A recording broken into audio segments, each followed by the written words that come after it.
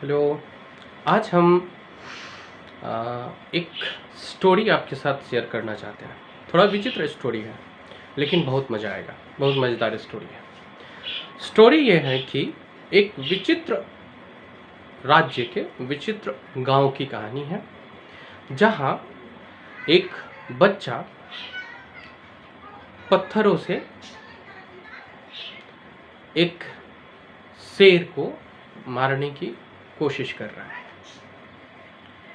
फिर वो बच्चा धीरे धीरे ग्रो करता है, बड़ा होता है, और उसके दिन में एक ऐसी चीज़ ढल जाती है कि वो हमेशा ही, चाहे वो छोटा ही प्रयत्न करे, लेकिन बड़े चीज़ों की तरफ प्रयत्न करता है। कुछ दिन बाद उस गांव में एक मुसीबत आती है और जंगल के कुछ जीव गांव की ओर आ जाते हैं। इसमें कुछ बड़े बड़े पहलवान हाथों में लाठियां लिए, बंदूक लिए फायर करते हैं और जैसे तैसे 2 4 5 बकरियों को मार देते हैं। 2 4 5 बकरियों का ये हत्या करने में सफल होते हैं। वो बेचारा बच्चा जिसके जीन में थोड़ा सा डिफरेंट चीज़ था, वो अपने से एक लाठी तैयार करता है और अंततः इस लड़ाई में अपना योगदान भी देता है। वो 1 2 शेर को अपने लाठी की मार से चीत कर देता है, लेकिन तीसरे शेर तक पहुंचते पहुंचते किसी कारणवश शेर इससे ताकतवर है, इसके ऊपर हमला कर देता है। जैसे तैसे प्राण लेके ये आता है। अब गांव के मुखिया एक बैठक बुलाते हैं। गांव से जब समस्या टल चुकी है तो मुखिया एक बैठक बुलाते हैं, और इस बैठक में उनका काम है गांव के उन युवाओं को सम्मानित करना। तो वो उस युवा को जिसने अपने राइफल से 2 बकरियों को ऑन स्पॉट मार दिया था। हाँ, ये बात अलग है कि उसने इसे मारने के लिए 3 4 और लोगों की सहायता ली थी। कुछ को पैसों दे के खरीदा था, कुछ को पैसों से खरीदा था, कुछ करप्शंस थे, कुछ किसी भी प्रकार से उसने उन 2 बकरियों की हत्या कर दी थी और उसे वीरता का पुरस्कार दिया गया। वो बच्चा जो अपने छोटे प्रयास से खुद से एक लाठी लाया, डंडा लाया, शेर को मारा, भगाया। और ये हम सब जानते हैं कि शेर जंगलों का राजा होता है। अगर वो भागा तो पीछे पीछे सारे भाग गए होंगे, गांव स्वतंत्र हो गया होगा। लेकिन उसे मूर्ख कहा जाता है इस आधार पे कि तीसरी चपेट में बाघ ने उसे पकड़ लिया था। है ना विचित्र बात? इसीलिए मैं इसको विचित्र गांव कहा। संभवतः आप लोग समझ पाए होंगे मेरा इशारा किधर है। कोई इससे फर्क नहीं पड़ता है रिजल्ट क्या रहा, इससे कोई फर्क नहीं पड़ता है। और उन लोगों ने, शुभम जी से लेकर के वो सारे लोग जिन्होंने यूपीएससी में अपने दस्तखत किए, अपने नाम किए, वो तो सम्माननीय है, 100% सम्माननीय है। लेकिन उनसे कम सम्माननीय वो लोग भी नहीं है जो उस 5,000 तक के शिखर पे थे या उस 12,000 के शिखर पे थे। 10 लाख की भीड़ से छन के 12,000 आए थे, उस 12,000 की भीड़ से छन के 5,000 आए थे। तो क्या हुआ? ये तो यूपीएससी की मजबूरी है कि वो 700 800 900 लोगों को ही सिलेक्ट कर सकता है। पर आप लोगों ने जो सक्सेस हुए, दे आर रियली, उनकी तारीफ, उनकी प्रशंसा होनी ही चाहिए। दे आर ग्रेट और उनसे हमें सीखना चाहिए।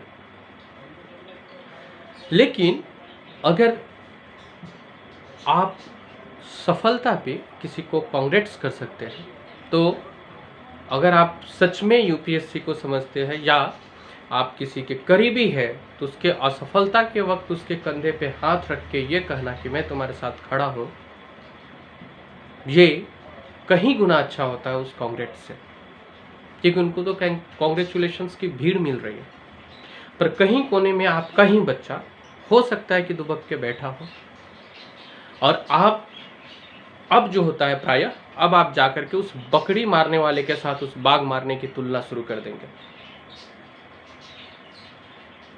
Yes, this is the story. और मैंने कहा विचित्र गांव, और सच में ही ऐसा अगर हो रहा है कहीं भी, किसी भी व्यक्ति के मन में ऐसा चल रहा है, तो वो व्यक्ति विचित्र है। उसी गांव के ही किसी प्राणी से मिलता जुलता है, जिसकी कथा सुन के हम हंस रहे थे।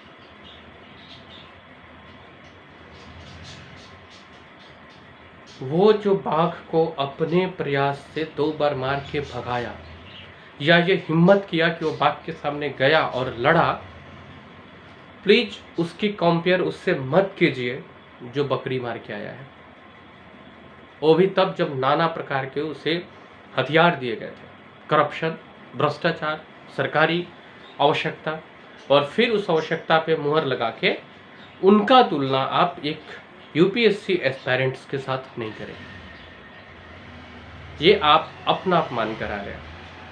लोगों को आप एक विचित्र प्राणी लगेंगे अगर जो लोग पढ़े लिखे हैं, समझदार हैं। आप आज से ही जितने भी टॉपर हुए हैं, आप उनकी बातें सुनना। वो एक एक अपने साथ बैठे हुए हर एक युवा को एक बराबर रिस्पेक्ट देते हैं, क्योंकि उन्हें पता है कि ये सारे लोग उस योग्य थे जो इंटरव्यू तक या मेंस तक या प्रीलिम्स तक पढ़े थे, या वो जो साहस कर पाए थे उस त्याग करने का, जिसकी वजह से वो यहाँ तक पहुँचे। और वो जो जीन है ना, हो जाता है किसी किसी के अंदर, वो एक्सेप्ट कर सकता है शेर से हार जाना, लेकिन बकरी को घेर के मारना स्वीकार नहीं कर सकता। और ये वीरता है, ये दृढ़ता है, ये पहला कदम है सिविल सर्विस की ओर बढ़ने से पहले सोचने वाला।